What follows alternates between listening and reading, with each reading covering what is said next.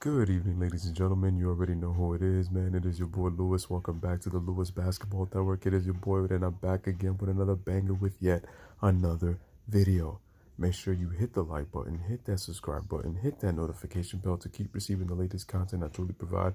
Truly appreciate you guys, man, for always taking the time to watch my videos. And make sure at the end of this video, make sure to share them, like and share this video. I'm only have the time to grow, man. Truly appreciate it, man. So let's get right into this. So as you know, guys, the Los Angeles Lakers lost last night, 111-106 to the Brooklyn Nets, and it had officially eliminated them from the postseason. They are out of the playoffs. Look at some of the stats. D'Angelo Russell, in his return to Los Angeles as Staples, scored 21 points on 13 assists. Shout out to D'Angelo Russell. Shout out to Brooklyn Nets fans with a huge win, man. And let me say this right now. The Brooklyn Nets are a team that none of the East contenders really want to see in the postseason. I'm telling you now, I think the Brooklyn Nets are going to make some noise. I'm telling you right now. Shout out to Joe Harris, man. 8 of 15 from the field, 26 points. Really huge and helping out D'Angelo Russell and the Brooklyn Nets team come out with the win. Now let's go to the Lakers side. This is really interesting. LeBron James played. He had 25 points, 9 rebounds, and 14 assists. Now, typical LeBron fans and mostly LeBron stands, I should say, will say, oh, LeBron had a great game. No. He was 8 of 25 from the field. So he took 25 shots to get 25 points. And he had 14 assists. You know what's so glaring about that stat, ladies and gentlemen? He had 9 rebounds and 14 assists. But the Lakers as a team had 21 assists. So when you calculate the math, LeBron James had 2/3 of the team's total assists. They had 21 as a team, and he had 14 of them. Rajon Rondo, the starting point guard currently, due to Lonzo Ball being out for injury, only had 4 assists. And you guys are going to say that LeBron isn't stat padding when he has 14 of the team's 21 assists?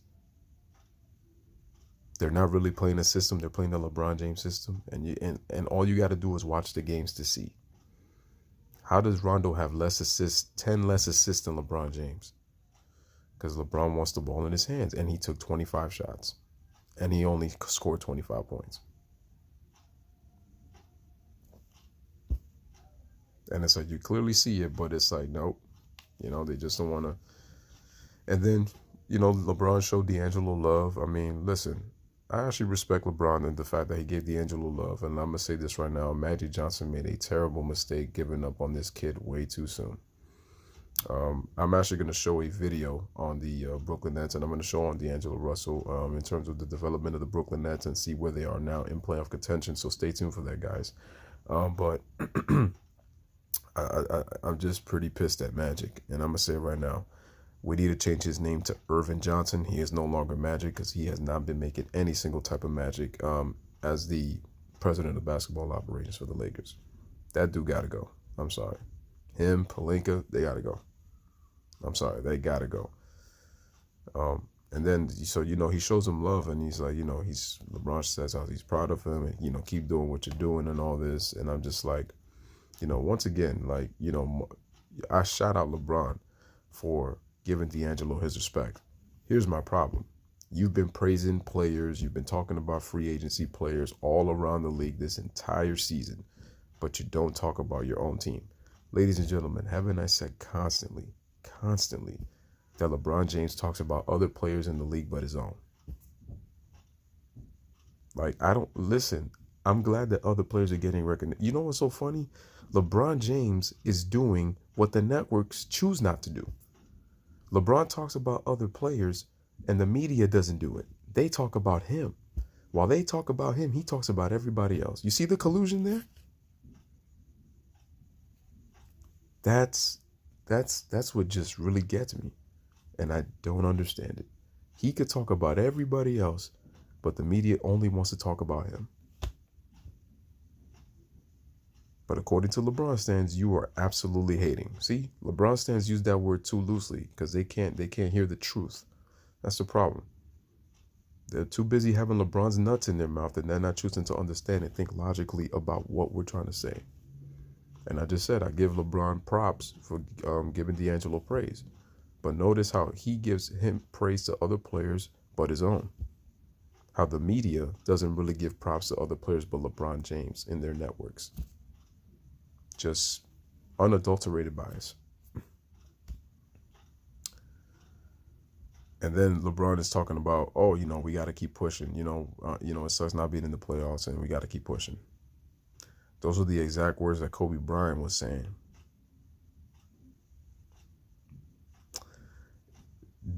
Ladies and gentlemen, didn't Steph Curry last year, when the Lakers got Jordan Clarkson, Larry Nance Jr., Rodney Hood, and George Hill, he was saying that he was sick and tired of the media and the network saying that LeBron doesn't have enough help because you were disrespecting the players.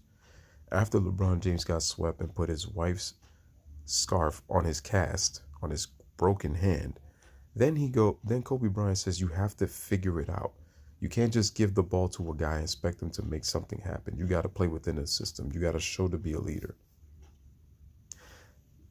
Funny how Kobe Bryant's words and Steph Curry's words have all come through fruition in the Western Conference. Those statements expose LeBron James, whether you like it or not. Because I remember they both said that. And look what's happened.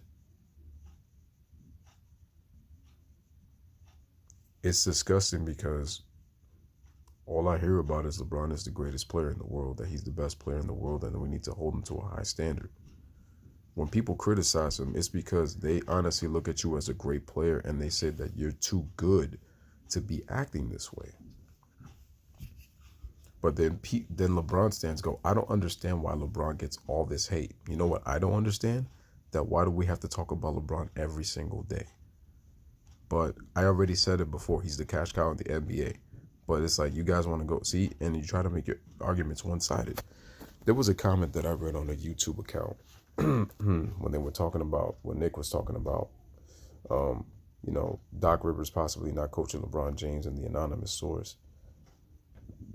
Somebody said, what if LeBron said that he said he wanted to get coached by Popovich and then he tried to get Coach Popovich fired.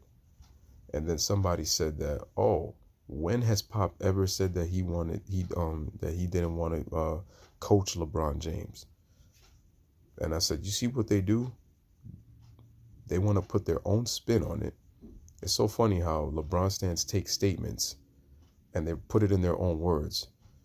But then on the normal, people don't even take essays and put it in their own words because some people just do copy and paste. Try to do plagiarism, you know what it is? And so what they do is that they try to plagiarize statements that objective people try to make. They take the words and they twist them around, in a negative way. And they said, oh, this person said this. Oh, this person said this.